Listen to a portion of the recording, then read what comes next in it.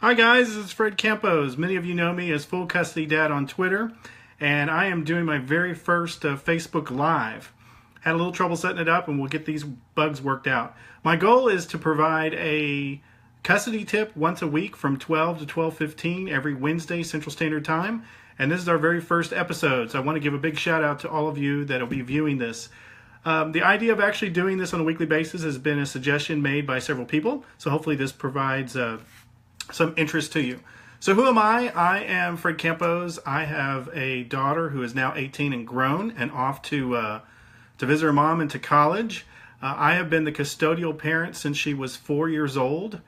For the past 8 years, I've been running a blog called Daddy Got Custody that has about nearly 300 posts. In the process of writing a custody book, work with attorneys, advertise and work with attorneys.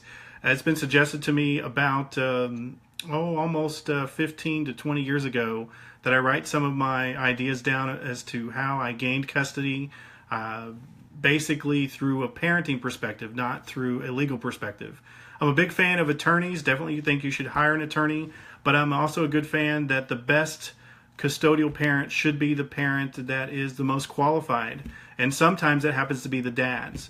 I offer a custody course online, and I've been helping both males and females, a lot more females than males, do custody. But that's a little bit about my background. So to get into our first tip of the day, many people ask me, Fred, what do judges look for when determining custody? And when all things are equal, so in other words, we're not dealing with a custody situation from which we're dealing with abuse or drugs or some other reason that would be very obvious who the custodial parent should be. What happens when both parents are equal, and what do judges look for? So about a little over a year ago, in addition to my own answers, I thought I would go and do some investigative work. I went and contacted a family court, someone sitting on the bench currently in my county.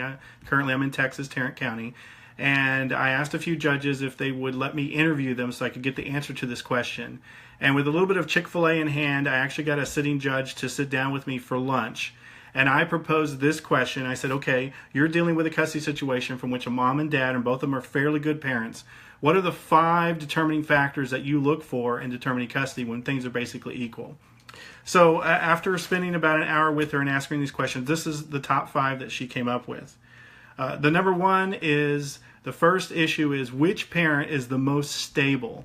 And when I mean stable, who has moved the least, who is in the same school district that the children have been going to school on a regular basis, who is the most emotionally stable, who's had the least frequent job changes, perhaps less changes of address, phone numbers, just overall, who is the most stable parent.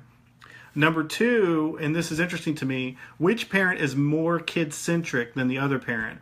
Who is really into their kids?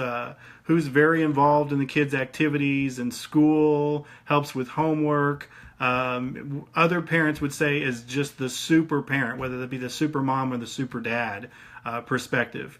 The third answer that she gave was, who of the 2 parents, probably both working parents now that they're divorced, has the most time for the kids? Not necessarily who doesn't work, but who maybe has flexible schedules, who has no problem taking the kids to school, who would, on a drop of a hat, would not have a problem with picking up the kids if they got sick from school, who has the most time available for the children during the week per se. And incidentally, on this time issue, it's not asking who has the most time with babysitters or grandparents, but who has the most time by themselves individually, talking about mom and dad, which one of them probably has the best work schedule, the most flexibility, or is in more control of their time versus the other parent. The fourth thing that she told me, the judge told me, determining custody, is who speaks the least amount of ill will about the other parent or the ex.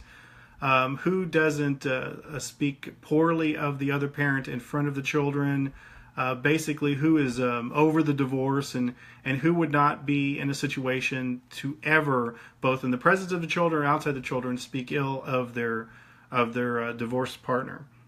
And the last thing, the number 5 issue that they determine when they're both working together, both equal parents, who gets custody, is looking forward, not now, but in the future, which parent is going to hold the least animosity and probably the one to initiate the most workability in the co-parenting relationship.